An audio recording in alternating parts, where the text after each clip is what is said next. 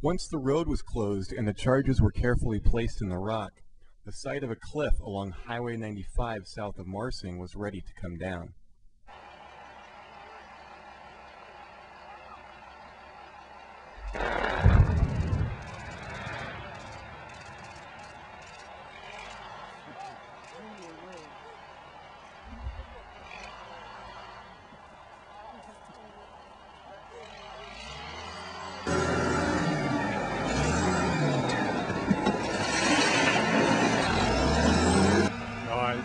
Not quite as much on the road as I thought it would come down. That's pretty loose up on top. The larger rocks that were dislodged in the blast will be used to line the banks of this stretch of Indian Creek, which is currently undergoing renovation and daylighting in downtown Caldwell.